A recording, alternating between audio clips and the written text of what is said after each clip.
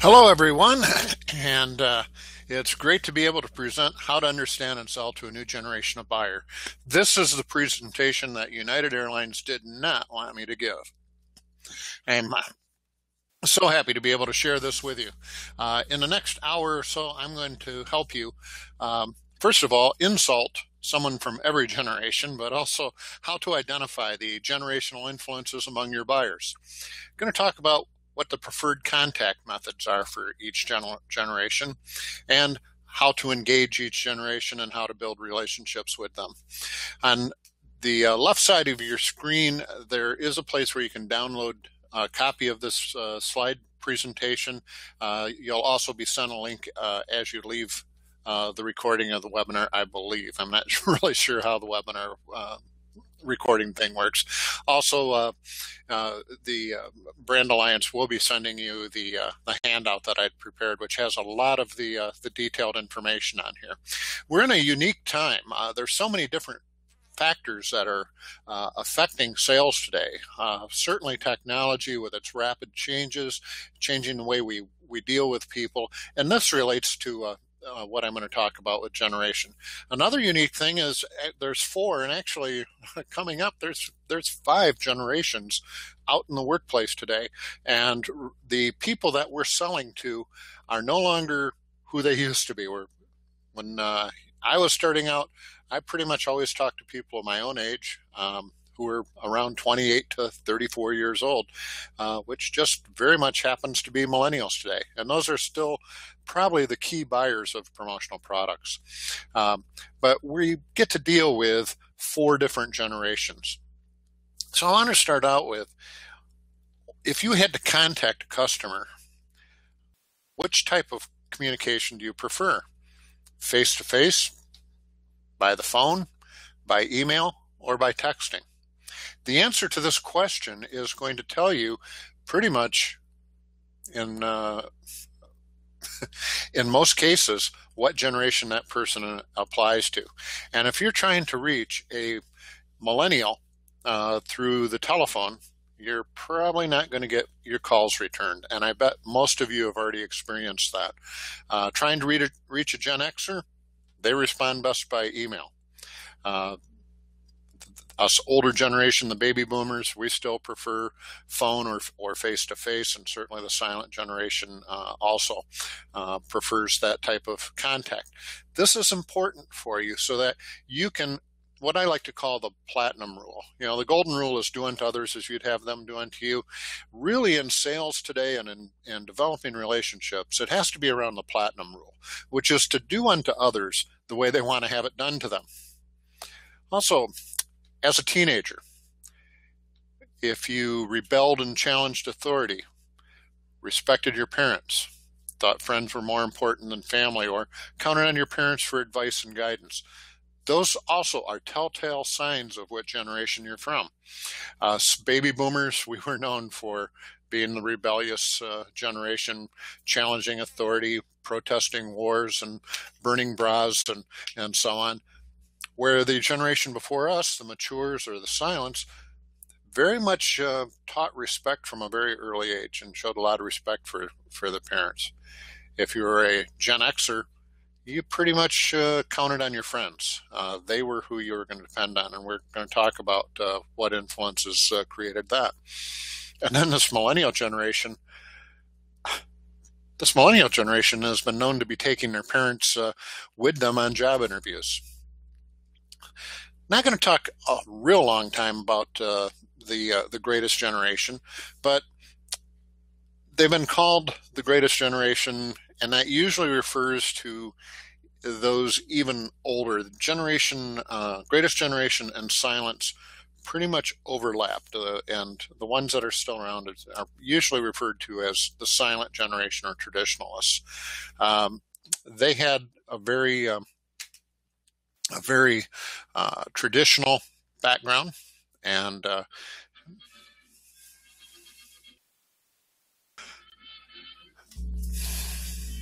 this would be them, born from 1925 to 1942.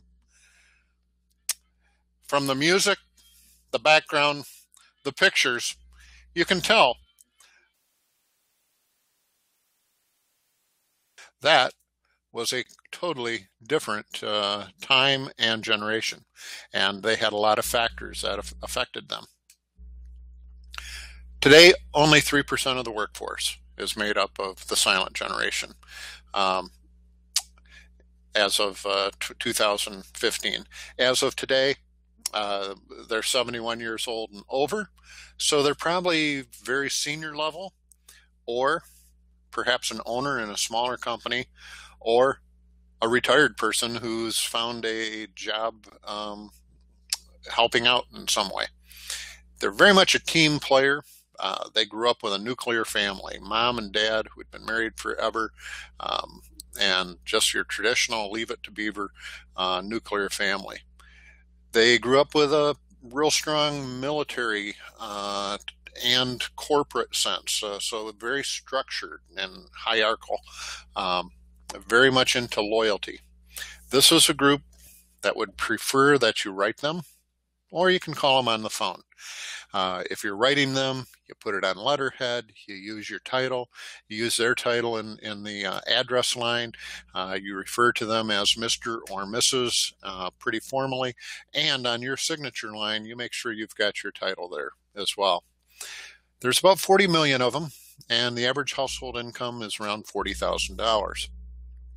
Warren Buffett is a good example of a very successful, mature, or silent. They had a very different generations have different defining ideas, and for the mature generation, it was duty. Really thinking of you do things because it's expected of you and it's your duty. With money, you put it away, you save cash. You buy your new car and immediately start saving for your next car, so that when you've got enough money, then you buy that other car. For them, with technology, you could tell by the big band type music in that little clip I showed, it was pretty basic. You wanted to do some advanced calculations, you pulled out your slide rule. To get on the phone, the rotary phone was a technological advancement for this generation. Television was a big technological innovation for this generation. Where are they? It's 9 o'clock. 9 o'clock, you're going to find them at home. They grew up with Dean Martin, Frank Sinatra, and some of that big band music. For them, work was an inevitable obligation. It was just something you had to do to get out there, earn some money, support the family, and to save up for that new car. For them, education, particularly advanced education, was considered a dream. It was something that you really aspired to and wished for, but really didn't know if that was going to be possible. They were defined by the Great Depression. My mother and father, my mother in particular, member of that greatest generation, boy, they didn't waste anything. My mom sewed socks. If there was a hole in a sock, called it darning, but she remember her darning socks to fix them. Roosevelt's New Deal was a game changer, which set the stage for developing a middle class. Of course, everyone of that generation knew exactly where they were on Pearl Harbor. And I heard my parents many times talk about that Sunday morning and coming out of church and hearing about Pearl Harbor. Obviously influenced by World War II and the United States saving the world. The atomic bomb, talk about classic game changers. And then when I talked about education as being a dream, the GI Bill came along. And suddenly those who had fought, those who had served, could suddenly afford college. And then we went from World War II into the Korean War, and then right from that right into the Cold War. Those sort of things really affected their beliefs and how they view the world.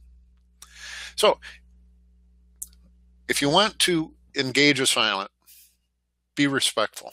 Introduce yourself, ask for and play by their rules. They will tell you how they prefer to be worked with.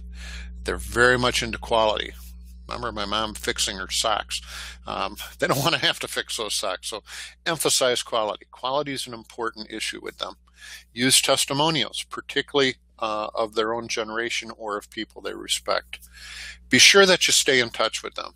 This is a generation that you can call once a month or once a quarter.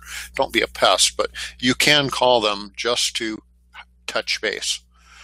Make sure you deliver on your promises. Their word is bond, and they expect your word to be bond. You got to make it easy for them. You have to understand that a lot of these changes in technology are new to them, and their level of comfort is going to vary a lot. So you don't want to ever make them feel old or stupid, but you want to make it easy. Show your dedication to them. If you're the type of person who delivers your orders, they would get into that. If you followed up after an order, maybe bringing them a sample of the order and asking them how they liked it, that would be great, and something that would develop that relationship. Switching gears real quick, my favorite, which generation is this? Which generation is the median buyer of Harley-Davidson motorcycles? Which generation was named Time Magazine's Man of the Year? For which generation is the career goal to build a stellar career? And which generation prefers work feedback, quote, once a year with lots of documentation, unquote? Yes, I'm talking about the baby boomers. Woohoo! Born from 1946 to 1964. Easy to remember that, the inversion thing, 46, 64. 46 to 64, of course, the baby boomers were that generation from that those who served in World War II. They came home. This is the idea of a baby boomer selfie. That's a joke. But we do like selfies. So, I'm not sure if...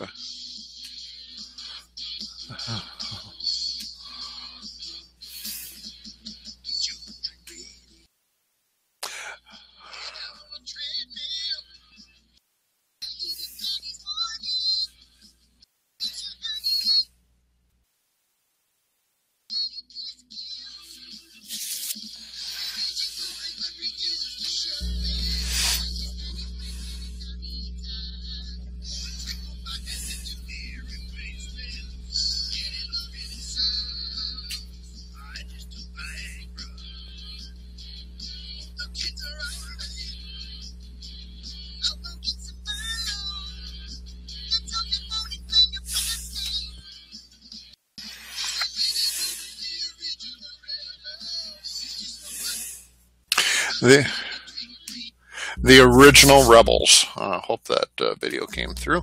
Original Rebels, yes, we're aging and we don't like it. And we don't like to be reminded of it. There's still a bunch of us in the workforce. 31% of the workforce last year were baby boomers. However, we are retiring left and right. That number is going to drop to 22% by 2020. We're currently from 52 years old to 70, and we're self-absorbed. Yep. And we grew up with the disintegrating family. You can thank the baby boomers for bringing us widespread divorce, breaking up of families, and that was part of our experience. But we are some hard-working people, very goal-oriented. We're comfortable in hierarchies because we knew those rules that generation in front of us taught us. You want to climb that corporate ladder, you're going to become a marketing manager, and then you hope to become a director, and then you want to become vice president, and hopefully maybe someday reach that golden ring of the CEO. We like to be called. We like personal communication. We like face-to-face, but even more so than silence. We're a telephone generation. Hey, we figured out cordless phones and that sort of thing. And we're big. We used to be the biggest generation out there, 80 million. And look what we did to that median income. From $40,000 up to $59,000, almost $60,000 average household income for baby boomers. And there's a guy, a couple years younger than me, I hate to say, Bill Gates, richest man in the world. He's a baby boomer. Our defining idea is individuality. We were very much wanting to show who we are. Around money, buy now, Pay later. Hey, I'm going to earn more next year than I'm earning this year. I can buy it now. I'll pay for it next year when I get that raise or when I get that bonus.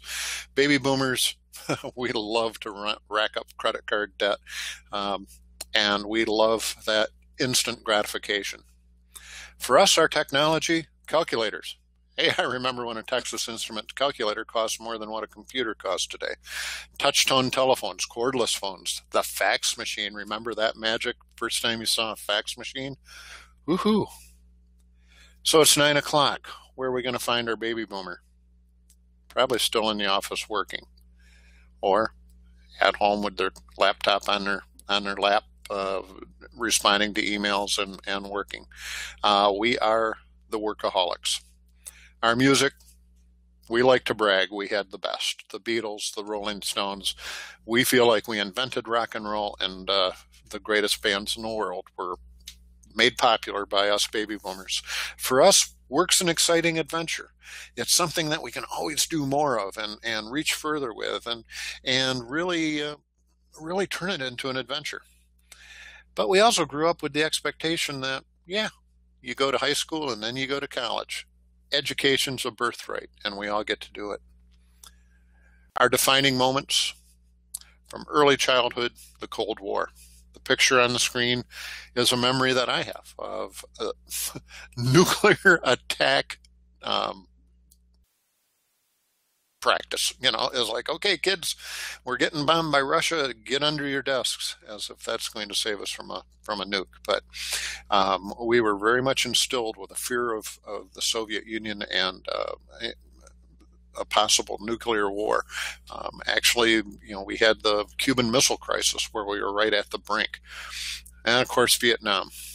Everything from the drafts, the protests, for the guys waiting for their lottery number to be drawn to find out whether they're going to get drafted or not, had a major effect on our psyche. And then, of course, Abraham, Martin, and John, we lived through the 3 assassinations. John F. Kennedy, Martin Luther King Jr., Robert Kennedy. And sex, drugs, and rock and roll, we were great at it, and we really made a big boom and a big show of it with Woodstock. Then there was the 1968 Democratic Convention, riots in the streets of Chicago.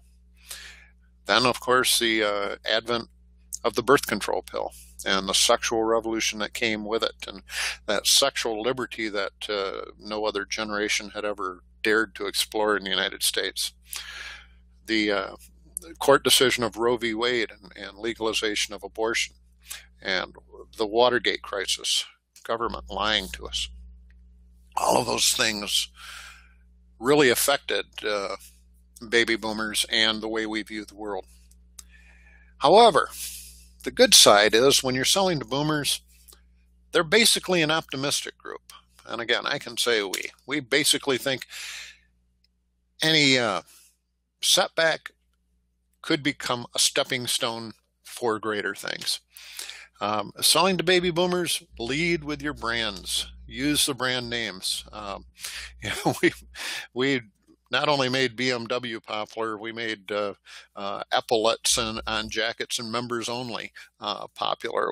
A lot of brand names really came to the fore because of the influence of baby boomers. So you've got product lines out there with a lot of well-known brand names. Lead with those. They like a person-to-person contact. So be real and become part of their team. Work on that relationship aspect. And speaking of team, they like teamwork. They like to feel like they're involved in the entire process, and that you're one of their team members. You're bringing a certain level of expertise to add to their level of expertise. Baby boomers know that things can be customized, and customization is a big deal for them. Again, make sure when you're presenting things that can be customized that you let them know. Personalization. Use it in dealing with them. Use it in your self-promotion pieces to them if you can, like give them a personalized pad folio, a personalized pen, and also make sure that you let them know that is something you can be doing for them to help them personalize their outreach with their clients. With boomers, don't be afraid to sell. We grew up with a lot of books on selling, and we recognize it. We recognize when somebody pulls out the old Ben Franklin close or the such and such close or that, and we admire it. So you can go ahead and sell and use selling techniques, and you can be very self-deprecating about it and admitting that you're using it, because they'll probably recognize it. But you need to show them that you're working hard for them. Us boomers love hard work, and we love seeing it in others. So particularly if you're a younger person selling to a boomer, show them that you're going to go that extra mile. You're going to give them a report on how their promotion did, or how it got distributed, or what results they got.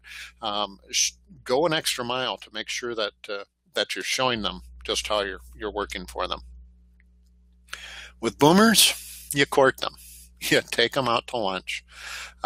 You buy them coffee. I'm not saying you bribe them, but I'm just saying you court them.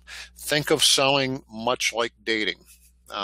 Go through the process of making sure that you've introduced yourself, that you've found some common ground, that you're likable, that you find them likable, and move forward that way. Here's a big one. Signs of accomplishment. When you're calling on a boomer, look around their office or their work area and find that plaque on the wall and comment on it. A lot of us boomers have I love me walls with any signs of accomplishment because we wear them. Sometimes I have my signature on my programs and presentations with Paul A. Kiewit, MAS+, CIP, CPC. I mean, all of that EIEIO of initials. For us boomers, that's big. I mean, that shows that, hey, we're working hard and we're getting recognized because we are accomplishing some things. With boomers, find their level of comfort with technology. All of us boomers are digital immigrants. We've had to learn everything. I started with a 512K Apple, and now my technology has more power than, it's unbelievable. I was just telling someone the other day about how I spent $10,000 on my first laser printer. And a lot of people think that, wow, I'm pretty tech savvy. I'm not tech savvy at all compared to my daughters. However, I know people my own age and even people a few years younger than me that they're still trying to figure out how to get onto Facebook. So there's a huge variance of comfort with technology. For some, they're going to be wanting to do a lot online, find information online, shop online, and other ones are still going to be asking you for a catalog. Appeal to their ego. Make them feel visionary. Make them feel like they're part of the process. Make them feel creative, and also recognize, those accomplishments around them, how well they do their job. If you've heard someone else in the company compliment something about them, repeat it to them.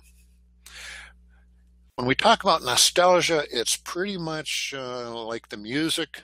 A lot of the social type things that we brought to bear, we like reminiscing on.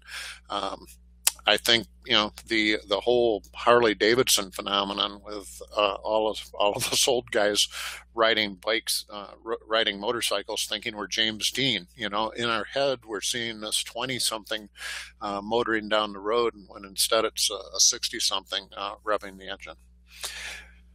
Be respectful of their children. This is not a group to be bad-mouthing the younger generation to, because those are their kids or grandkids, and it's a very dangerous ground to be disrespectful of them. Moving along, because I know you want to get to the millennials, but we're not ready yet. There's another generation, and this generation has been called the sales-proof generation. They're a cynical bunch. And I know a lot of you watching this recording are are cynical, going, well, what's he going to try to sell us? What's he telling us about them? Why is he being so stereotypical? And this generation is likely to view salespeople as desperate and dishonest and just trying to make the sale. They are, today, the average home buyer. And they are the first American generation that's less well off than their parents. And it includes the founders of Dell, Google, and Yahoo. And of course, I'm talking about Gen Xers. Good old Gen Xers, born from 65 to 1981. A cynical bunch, and boy, did they earn it. Big part of the workforce, 21% of the workforce today. They're currently between 35 and 51 years old. They can be very entrepreneurial, and this is a group that was also known as the latchkey kids. These Gen Xers were brought up with, here's a key, go home after school, make yourself some lunch, and those effects I'll talk about a little bit more. They crave work-life balance, and this is something that we got to give them credit for. They created that whole concept of work-life balance.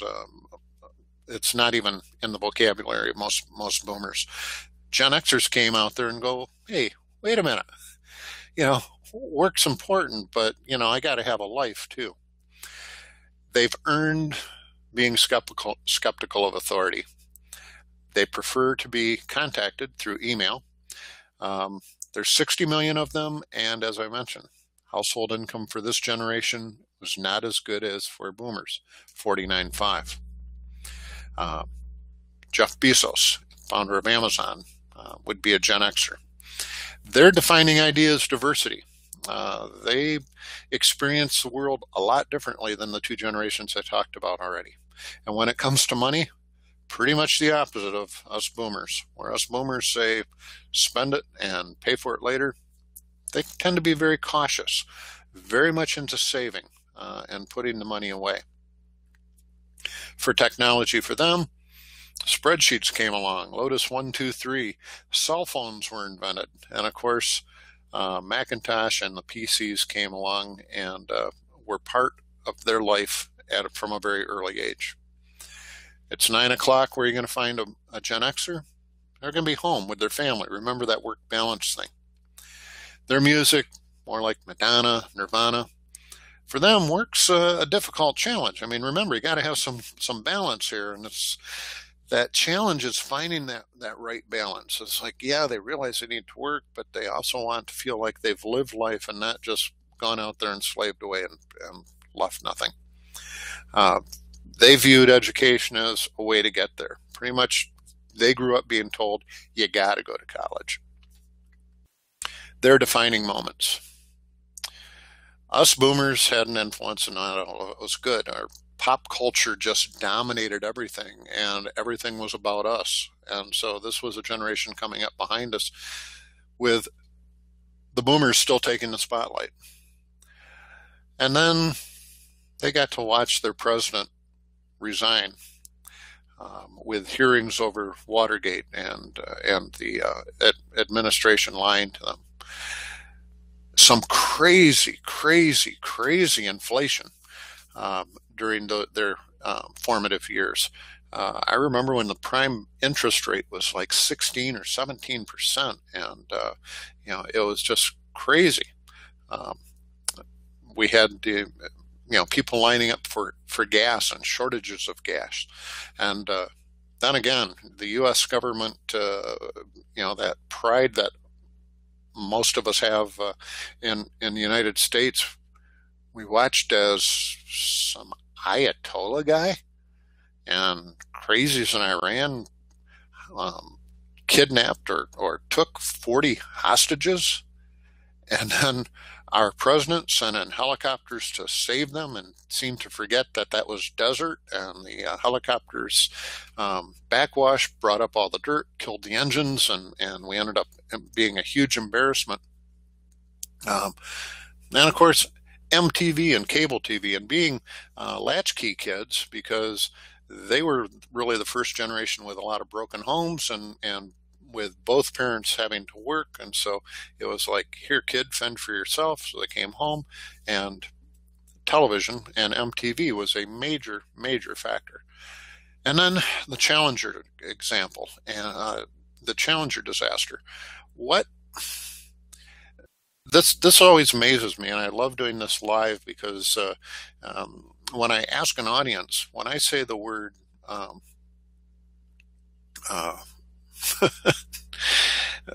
NASA, when I talk about NASA and the space program, what comes to mind? And for a boomer and silence, unanimously, the first thing that comes to mind when you say those words, the space program or NASA, is one small step for man, one giant leap for mankind. We think of the moon landing and the huge success. You ask a Gen Xer about the space program or NASA, and the first thing that comes to mind is that space shuttle exploding on takeoff over Florida, and the first teacher in space dying in the Challenger disaster. Had a major effect, but again, that whole cynical thing, like I said, there's reason to be. And then a new disease comes with no cure in AIDS. And then we had the government selling arms to another country to try to release those hostages. And we had the Persian Gulf War, the fall of Berlin, the O.J. Simpson trial, and that famous high-speed, slow-speed car chase. The VCR, the CD and PC revolutionized entertainment and how we view entertainment. And then, of course, the advent of the World Wide Web and all of the changes that brought about. So when you're selling to Xers, remember this: be brief and be to the point. They don't like BS, so make sure that you're direct and you're real. List all available options, everything. If you come in with something that comes in 10 different colors or variations, and you bring in 3, the cynical side of them is going to be, he's holding out on me on 9 different options. I wonder what else he's holding out on me for. So make sure you're very upfront and list everything, because they do research. It's been said that Generation X doesn't so much buy things. They stalk their purchases. They do a lot of research ahead of time. Be authentic. Like I mentioned, they've got the best BS detectors in the world, and they're going to spot a phony immediately. Back up your claims and be able to back up your claims. If you're saying something works, make sure you've got a case history that shows it. If you're quoting something and using a statistic, have the research available so you can back it up. Again, referrals are golden. They'll trust another Xer, so make sure that you can get good referrals from the Xers you call on. And when you offer solutions, make sure that there's an immediate application, that it's something they can run with and make happen. In developing relationships, value time. They value time over money. So honor that. Make sure that you're respectful of their time. And also, when you're talking about a solution that you're presenting, talk about the time factor, how it's going to make their life easier and make them more efficient and help save them time. Offer a range of options, not just promoted ones. Again, it goes to that thing where they're going to feel like you're trying to sell them something if you're not giving them a full range of options. Good to have a plan B ready with Xers, because you're going to tell pretty quickly when they're ready to shut you down. And so have a plan B ready so you can swing quickly to another solution. Getting them involved in the process, asking them for creative input, asking them for suggestions, and then implementing and putting those suggestions into your proposal, making it their proposal is a very effective way. Use efficient communication.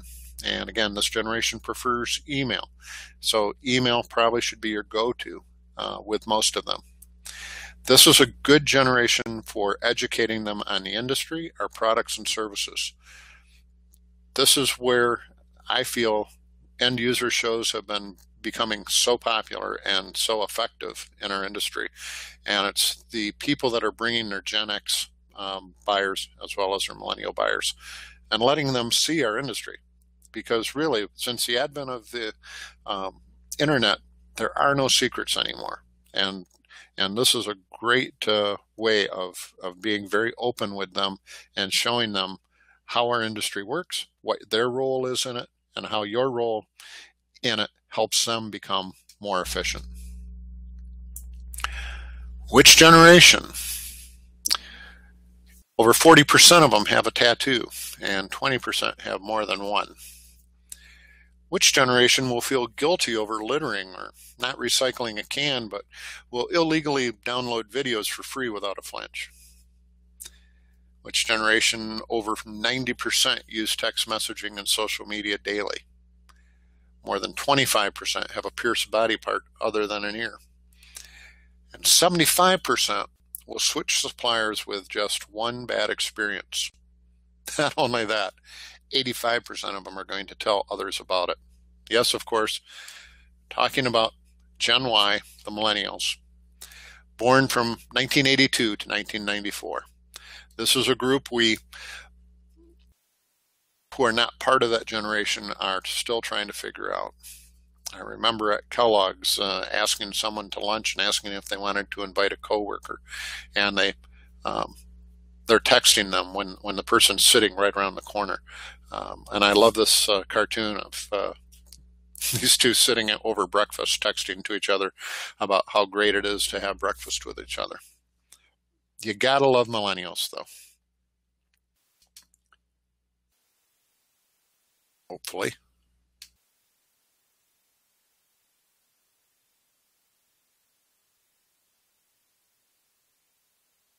Nope.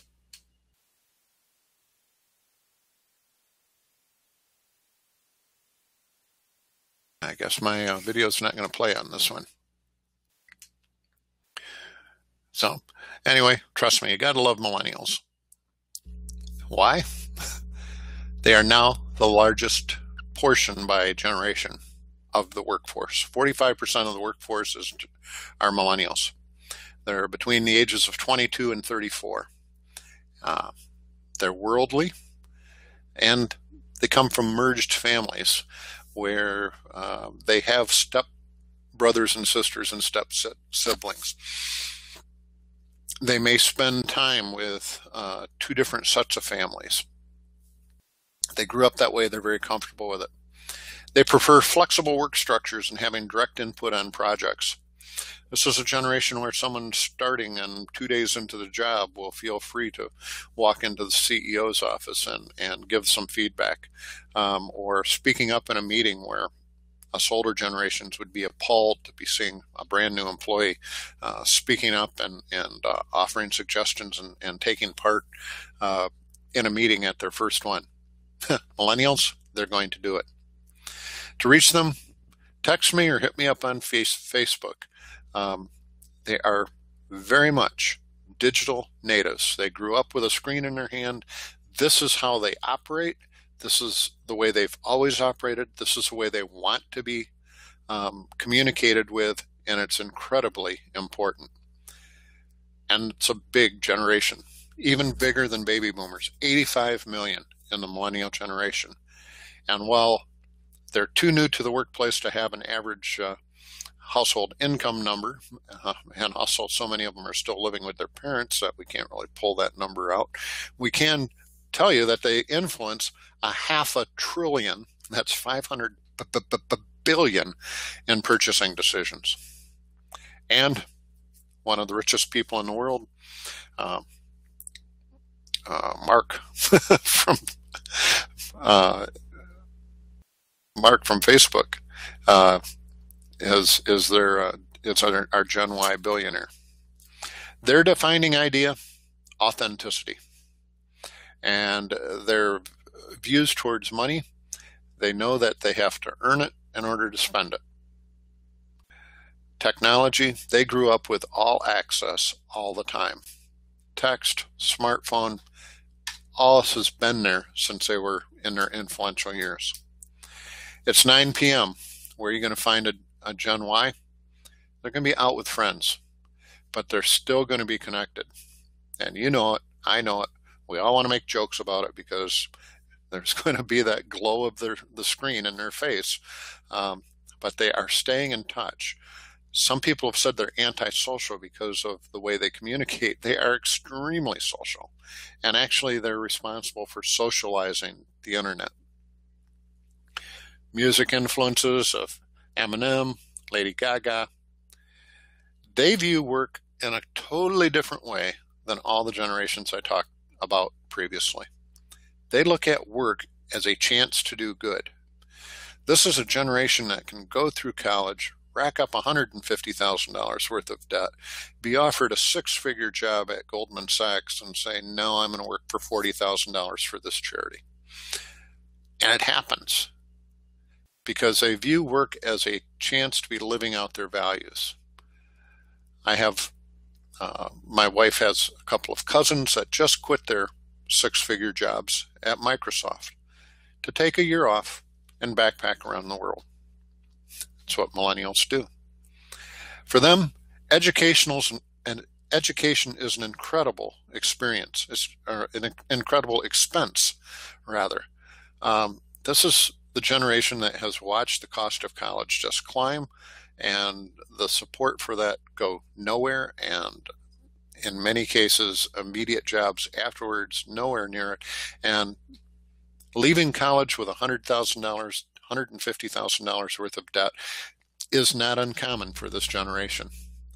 None of the previous generations had any experience like that. For them, their defining moments, they lived through the prosperity of the 90s. Their parents were doing well during the go-go 90s, the whole tech bubble, and the rising values of homes, and the great economic times, and the conspicuous displays of wealth that us boomers in particular like showing off. But bigger homes, better cars, name brand merchandise, and name brand apparel became an expectation. They were part and parcel of the whole technology revolution.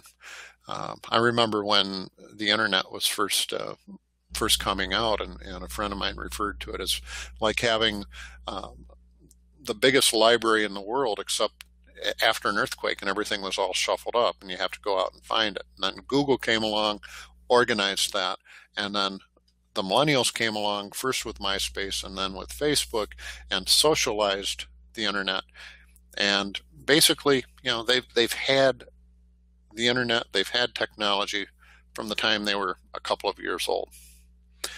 For them, going to school is a little bit different because of particularly Columbine, where the whole idea, which is a horrible thing, of school shootings began and has continued nonstop since. Where going to school actually becomes a little dangerous for us boomers hiding under a desk for a nuclear attack, for them figuring out how to lock down and what to do in case a gunman comes into the school.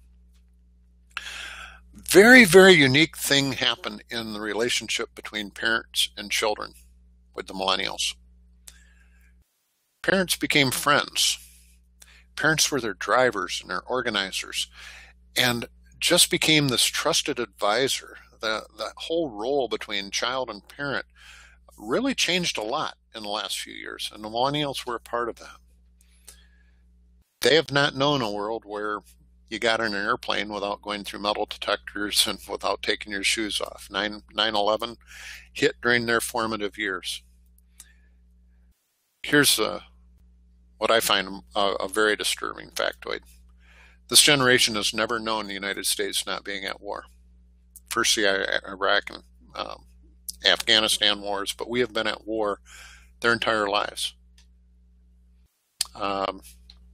Their disappointment in the government would have come through the Bill Clinton, Monica Lewinsky scandals. And then, of course, the election of 2000 with the whole hanging chads and the Supreme Court deciding the outcome of that election. And then, of course, the advent of social media, which they were instrumental in socializing the internet.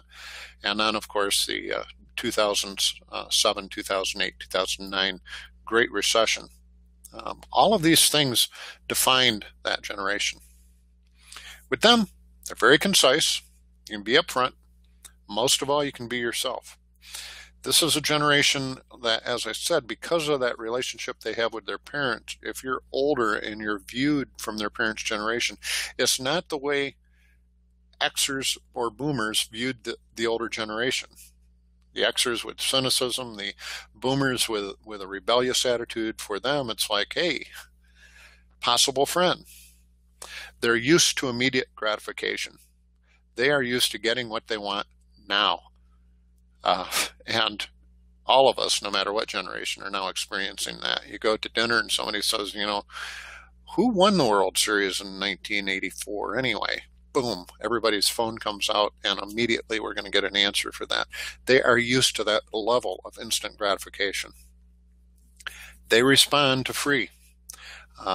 This is a good group to use self-promotional items with, as well as to have some incentives to get something free. Be sure you utilize technology. That is where they go. It's where they get their information. It's where they shop. You need to find ways to utilize technology, to be in front of them through technology. Be open.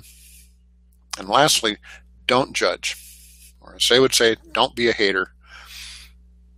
You're not that impressed with piercings and tattoos, keep it to yourself. It's their self-expression. It's their sense of artistry. It's their sense of telling the world who they are and making a statement. They don't really care to hear about what you feel about it if it's negative. Basically, be positive and take negativity out of your conversations. With millennials, build up their self-esteem. There's a lot of jokes about this is the generation that got participation trophies. That's right. They did. But work with that. Help build up their self-esteem. They're used to it. They need it. Here's the thing. Be their trusted guide. They'll look to you with respect if you can show them that you're there to help them, to make them look good, to help them learn, and to help them make good decisions. But it's your reputation that you need to manage. It's your brand. And by saying that, I mean you need to build that trust factor with them. So use lots of testimonials. Talk about social responsibility. If you're using Quality Certification Alliance partners, or if you're PPAI product safety aware, if you're using suppliers that have signed fair trade initiatives, let them know about that. If there's a charitable cause that you can tie in with, those are things that they relate to and like.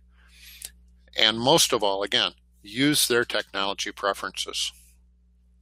I did a lot of research on this group because this is usually where my audience want to focus, is who are these people. And millennials are very price conscious. Here's some quotes. Comparing prices is the primary use of mobile relative to shopping.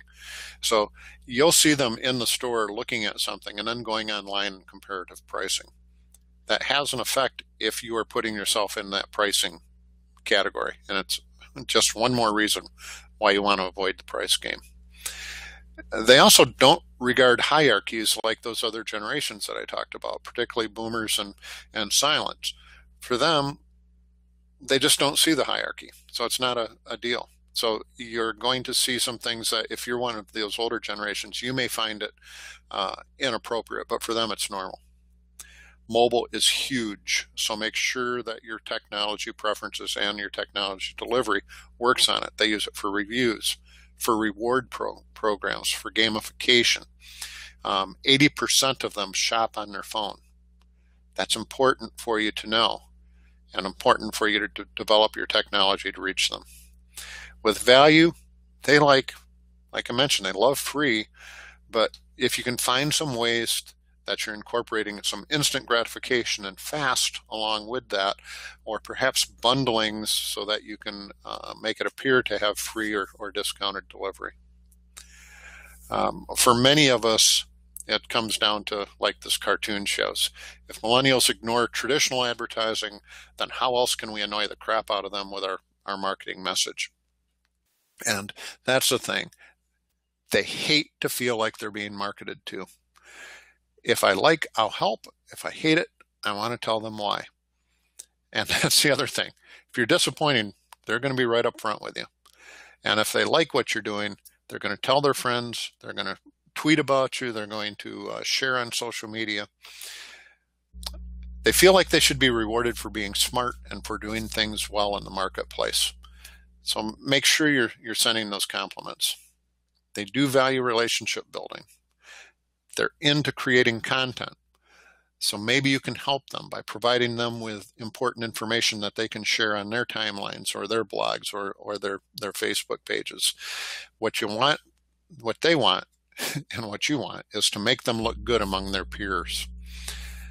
You know, millennials view themselves are as tech savvy, and non-millennials tend to view them as being lazy and entitled. And the thing is, we need to be reaching them and building relationships with them. One person said they have a nose for bullshit. They're complete suckers for genuine passion and transparency. They will relate to you if you relate yourself to them as your true honest self. They care deeply about their personal brand. So again, make them look good to their peers in particular. Their values, exclusiveness. Boomers valued exclusiveness. We wanted that members only thing. Millennials value inclusiveness. They want to see us pulling everybody together, that whole diversity thing, as well as making sure that everything is where everybody can reach it. People care about what I say, where I am, and what I'm doing. Doesn't that describe Facebook? That describes millennials. They feel that. There's also a saying, again, going back to price, if you're not a millennial, you probably paid too much. They know how to shop. So make sure you're offering value beyond price. Into swapping and sharing information, products, recommendations. They grew up in this age of abundance. And how abundant? The United States spends more on trash bags than 90 other nations spend on everything. The elevated status of children that I talked about with that relationship. They've had a constant presence of adults growing up versus being ignored. Gen Xers were ignored pretty much. This generation, they grew up with preschool and pre-preschool, and that number I was looking for as I was starting in my earlier comments, 8% of millennials have taken a parent to an interview. They also created something at some of the companies that employ tons of millennials of Take a Parent to Work Day. For them, I don't know is not an acceptable answer. They are used to having answers at their fingertips, of creating workarounds, of creating hacks or shortcuts.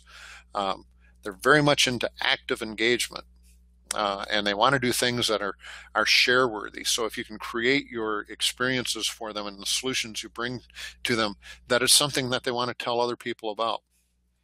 They value creative excellence and content excellence. Really work at upping the fun factor. They've got a great sense of humor. Fast, free, and easy.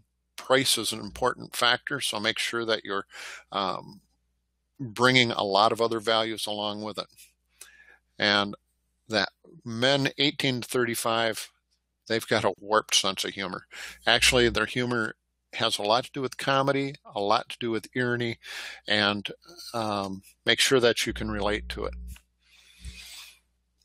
The most diverse generation in American history, not real religious. 25% say they are without religion, and so it's the least religious. So Gen Xers, or I'm sorry, millennials, You need to know how to relate to them. They are the biggest group in the workforce. And real briefly, I want to talk about who's coming up behind them. Those born 1996 or later have been labeled Generation Z. They'll probably get the acronym the Gamer Generation or the Globals. Currently, they're only 1% of the workforce, but they'll be 7% by 2020. And they're also motivated by meaningful work and responsibility, interested in mentorship and constant feedback. These guys are like multitaskers on steroids because they have taken that second generation of technology 2.0, grew up on it. They understand how things operate. There's a slide that will be in your takeaway for this about digital natives or Generation Z, and it relates to the type of handout that I provided and that you'll have a copy of, and talks about their characteristics and historic events. So that is 5 generations. 5 generations that you need to know about, 5 generations that we look forward to working with. And I'm glad I was able to get to deliver this presentation. I wish United Airlines would have let me do it live in Vancouver. I have all of my contact information on this last slide, and feel free to contact me if you have any questions or if there's any ways that I can help. I really appreciate the opportunity to work with a brand company and brand alliance, and it's been a fantastic sales meeting in Vancouver. I appreciate our time together, and I hope you all have a great day.